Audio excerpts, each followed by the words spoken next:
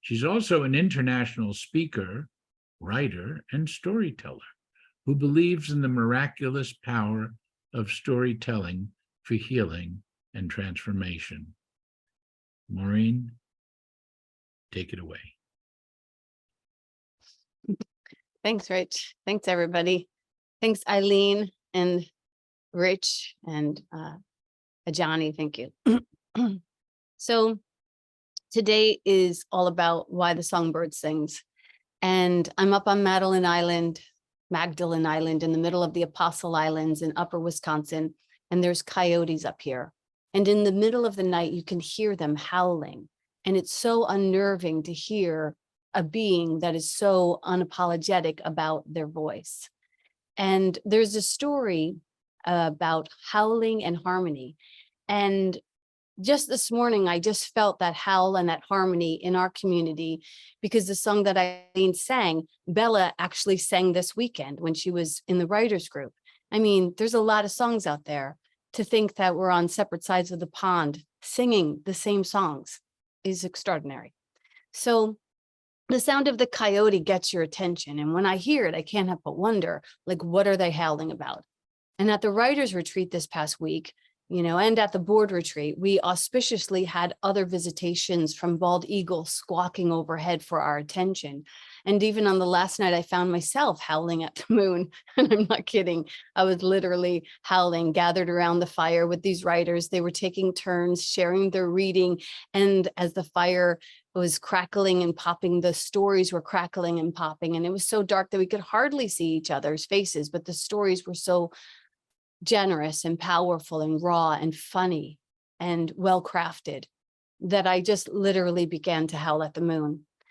And granted, I probably have spent a little too much time in the forest this year, but that was my soul song in that moment. I was howling in harmony with the night and the truth and the coyotes and the bald eagles and the hummingbirds who all know how to harmonize with nature. And there's this story that this one writer was struggling to tell. She was writing from someone else's perspective, not her own. Instead of allowing herself to get angry, she was explaining other actions away and spiritually bypassing these experiences. But on that last night under the stars, she allowed herself, her real unapologetic self, to sing, to splash upon the pages, and then to spit and spill out her truth into the night air. And it was freed from the confines of being nice or being respectable or spiritually even. It was freed from all of it. And all that was left to do was to howl in appreciation for that sound.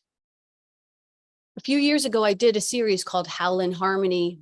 It was during the #MeToo era, when women were saying, hey, this happened, and other women were saying, hey, me too. And there was this howl and there was this harmony. And I was inspired by the series for this talk by Todd Fink, who shared that the role of harmony is to make the song sound more beautiful. And what would it be like if we were to be here to sing in harmony to make the world more beautiful? So Howl in Harmony was also inspired by my daughter, Billy, whose birthday was this past September 1st. She told me a story that she heard in her marketing class. And the story goes that before there were words and before there were even concepts and names and phrases, there was just sound. And we've heard this in the Bible too. In the beginning, there was the sound. And it said that during those times, that when one tribe of people met up with another tribe, they had a way of figuring out if the other tribe was friendly. One tribe would howl, and then they would wait for the other to howl in harmony. And the sound of the first tribe was the song, just as the song meets the air with a question that said something like, are you guys safe? And the other tribe would howl back, yeah, we're safe. So when she told me the story, I wondered, how was it decided which tribe would go first? Because singing first is so vulnerable. It brings attention to yourself and our lives, our songs. And many, many people are afraid of judgment when it comes to, they say public speaking is the hardest thing to do. Well, that's only because they haven't thought about public singing. But we hear their song and then we hear a harmony. And when you allow yourself to sing your life is your soul song. When you allow yourself to sing that soul song without agenda, without judgment, you arrive at the grand choir and orchestra of God. When you don't allow yourself to do that, you will experience lethargy, perfectionism, and procrastination. So if you're suffering from any of these things, it might be a fear of being judged. And it might be the way that we protect ourselves from judgment. And we use our energy not to create, but to miscreate. And we build these walls and we give up our songs and we give up our harmony and we become the audience in our own lives. And that's why I was howling at this writer, because she finally stepped into leading woman. So if you don't feel like an instrument of love, if you feel like you are a doer doing, then you might want to heal that idea and that perspective of where you're sitting in your own life. You can do that through working the 12 steps. You can do that through working A Course in Miracles. There's 1,000 million ways that you can do that. But the idea is to begin, to not just show up to a meeting, but to be engaged in the meeting, to even in that meeting, begin to find your voice. I remember when I first started 12 step, oh my God, I did not have my voice. And every time I shared, I would just start crying and they would just start sending all the tissue boxes down to me. And I felt so terrible about myself. But here's the thing, that's what my voice sounded like at the time. That was just me pumping the well, and it came out rusty at first. And that's what it might feel like for you as well. But you're going to get past that time. Look at me, you can't shut me up now. So, you're healing when you begin to witness yourself engaging and being of service, adding your voice to the choir. Until that happens, you're just the audience. So back to the tribe, you have these two tribes howling in harmony. And maybe it was that the tribes didn't decide who went first. Maybe just like us in Ireland, maybe we're both always singing all the time. Maybe we're both always humming and howling our own soul songs, so that when the two tribes meet up with each other, there's not one that goes first and then the others, but instead the two songs of the two tribes just merge. Like the hummingbird merges with the coyote and the wind merges with the water. And maybe it's all inspired by each other. In A Course in Miracles, there's a lesson 151 that says all things are an echo for the voice of God. So God could actually be that first tribe, and we come and we hear her and we're in awe and awareness if we're listening, and it causes us to open up our own harmony with this song of God. Being in harmony with God requires that we listen to what is being sung or said. We listen so that we can hear the song. And when we listen for it, we listen not just to hear the song, but we listen to where we're supposed to jump in and make that song more beautiful through our harmony, which can sometimes feel like jumping into a game of double dutch. And you might sit on the circumference for a while and just listen and listen and listen. And then sometime you'll find your toe tapping, and then you'll find yourself humming. And then suddenly you'll remember that you know all of the words. So we've all, all of us, we get to be a part of that orchestra.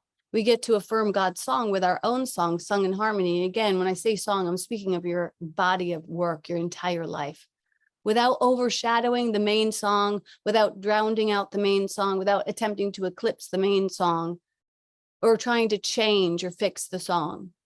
And this is why the songbird sings. She sings to be in harmony with all things. And there's something so attractive, like the coyotes, so restorative, so refreshing about the soul who sings in harmony with God. It's like great improv. If you ever watch great improv, where everything is just on point and like fresh baked bread. The rule of improv, according to Tina Fey, who's the author of Bossy Pants and basically knows her stuff when it comes to improv, the rule of improv is just to agree with everything. Just start saying yes, yes, yes, instead of no, no, no.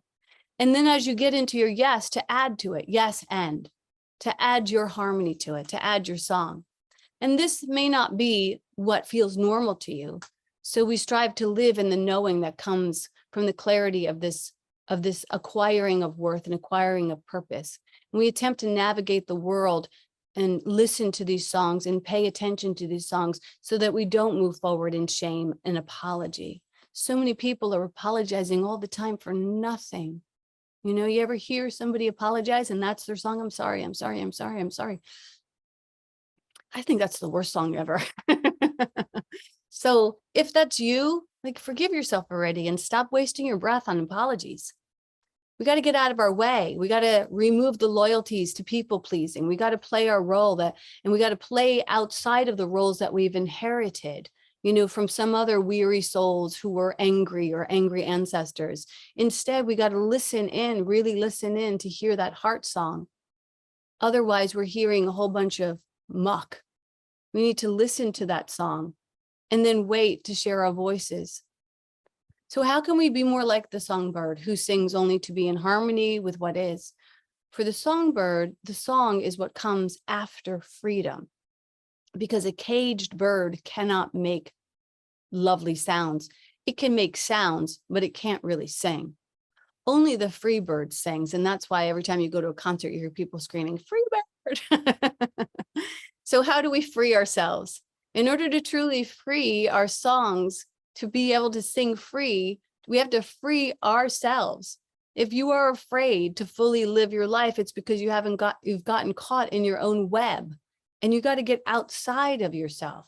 You might suffer the illusion that you need to be fixed or changed or saved. You don't need to be fixed or saved or changed. You are the perfect instrument for God right now as is. You might even try and go around trying to fix yourself or change yourself and thinking that you're broken. This is a very egoic fixation, and it taints the mind. And as we try and fix and change ourselves, we also try and fix and change each other instead of just hearing what is and saying yes. Our refusal to accept ourselves and others is the perfect cage that keeps us stuck. It sure is good. It sure does keep us perfectly imprisoned in a house, where no one can truly sing, because no one can truly sing in captivity. And I am captivated by my own beliefs and lack and limitation and fear. And we project these illusions onto the innocent world. Whereas Jesus said, be like little children. Children are not afraid of their own voices. They don't hold grudges for long, and they know how to swagger. You ever see a 4-year-old with a tiara on her head? Like, there's nothing that swaggers like that. Or a 4-year-old with a sword in his hand. I mean, there's nothing that swaggers like that. And they are delightful because they are full of light. Last week, I talked about the light that dances on water and how it does not fear the currents. The currents can come and go as they will, but that light just dances no matter what the music is. It arrives generously to the placid as well as the turbulent. And this is what I think we should all be attempting to practice. This is what I practiced myself this summer. To be so seated in myself, which is really hard to do for a codependent, but to be so seated in my soul that the currents couldn't change. Or if they did change, if the currents did change, and as they did 1,000 times, I would hardly feel a ripple if I were so seated in myself. I didn't fully understand the depths of this option and that it was available to me. And so it's absolutely available to you. I believed, I invested in dramas and traumas. I invested in the idea that this is just life. I was captivated by this illusion. The songbird sings without judgment. It bubbles out, unencumbered by fear. Instead, it simply knows that they're here to create and have given up the blocks to the flow. To forgive is to be free. To forgive yourself for thinking that something went wrong. We're here to forgive ourselves for thinking that something went wrong. We were created to create the good, the beautiful, and the holy. Some say that forgiveness is the hardest step. It's up there. But I've seen too many blocked artists, silent songbirds, to believe that ego says that forgiveness is hard, because once we get through forgiveness, we have liberation, we have flight, but the ego is out of a job. And so it doesn't want to be out of a job. And so it meets you at the threshold of full flight of creation. And once past forgiveness, now it invokes fear. Fear of what? Fear of the byproduct of liberation. So you're free. And the only thing left after you're free to do is to be on point and in harmony and sing your song. And boy, won't that be a scary thing if the ego gets there first. The ego will say, oh my God, they're going to judge you. You don't have it to give. You're still in this lack or limitation. For the songbird, flight is forgiveness, where it can finally be uncaged. And once it hears the beauty of its own soul song, it's almost impossible for it to return to that separate squawkings of ego. And once you touch the hem of your own creation, it's really hard to silence your song. for they no longer belong to you. They are now the songs of joy, of true prayer, of God. They are the echoes of the voice of God, just as all things are the echoes for the voice of God. And this is the return to love. And the ego will do all that it can to keep us from this. And you will know when your songs are unencumbered, because you will no longer, seek to bring profit or possession or peace through your songs. Singing in harmony doesn't suggest that you will be compensated in any way that the world has to offer. It's the singing in harmony that becomes the payment enough. The singing from a joyful heart that you will be compensated. And when you're there, believe it or not, all your needs are met. You no longer have to pull out your calculator and say, this is what it's going to cost you. Because the world will fall over itself to try and get to you. And then you will also no longer fear possession, which is a big block when we come to creating, because singing in harmony suggests that we will not own it. It will become not my song, but our song. And the ego wants to pull that back and move into possession. This is mine. Singing in harmony will make you, your ego agitated. It will make you feel like you want to control something. But you just got to continue to sing that song and let it go, and sing that song and let it go, and sing that song and let it go, because there's so much more where that came from. You don't need to hold on to anything when you know that you have everything. In A Course in Creating, which is the series that we're in right now, we do this work of clearing out, and this would be the week that we would clear out old ideas, old grievances, old hobbies, habits, old clothing, old items, anything that's not going to fully make the voyage or be useful on the voyage as we move into this more liberated state of ourselves. We clear the space so that we can allow God to write the lyrics, the plan, the purpose, and the direction. So this summer, I did just that. I spent some time on the blank page. And me, this compulsive collaborator, I just want to collaborate with everyone, finally decided to just collaborate with God. And as a codependent person, as a person who loves to distract ourselves with other people's plans, and a person who's afraid to walk the forest by myself, I had a lot of ways of keeping myself busy and creating unsolicited songs to God. But now I just sat. I just sat in the stillness, in the empty page, sat on my hands, bit my tongue, and I needed to do, I guess we all need to do that. We all need to get to that empty space eventually. The songbird doesn't sing for money. The songbird doesn't sing for fame. The songbird sings because here's the thing, the song is all that still remains. The songbird doesn't sing to heal. The songbird's got no broken wings. The songbird sings because here's the thing, the song is all that still remains. So up on the island this summer, I heard a song come to me through the forest from my grandmother. And I was still enough to hear it. And because we have our Irish friends here, I'm going to sing it for you. Mary Muldoon was as fierce as the wind. Wanting to live was her cardinal sin. And in the midwinters of silence and snow, I hear a stirring from times long ago. It's hard to long for what I've never known, but it's in my breath and my blood and my bone. And I hear a call on the cold winter wind. Please bring me back to my dear Ireland. Please bring me back to my dear Ireland. I'll pour a Guinness and he'll share a tale. Still I can't drown out the banshees that wail. And all the love letters got lost in the mail, and were buried and burned in the end, that she sent to her dear Ireland. It's hard going back when there's no back to go. Bridges still burn in the silence and the snow. And I'll go on longing what I've never known, all that was lost to the famine enthroned, all that was lost to the famine enthroned. And I hear a call in the cold winter wind. Please sing me back to my dear Ireland. Please sing me back to my dear Ireland. It's in your breath and your blood and your bone.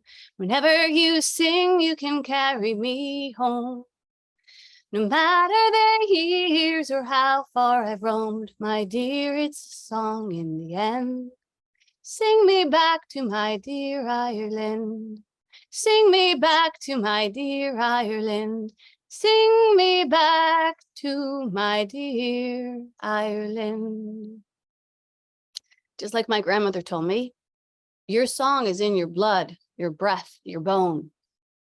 So clear the page, forgive everyone, everything, listen to the voice of God, and sing in harmony, and let your life be transformed into that luscious, lovely love song. And that's the word.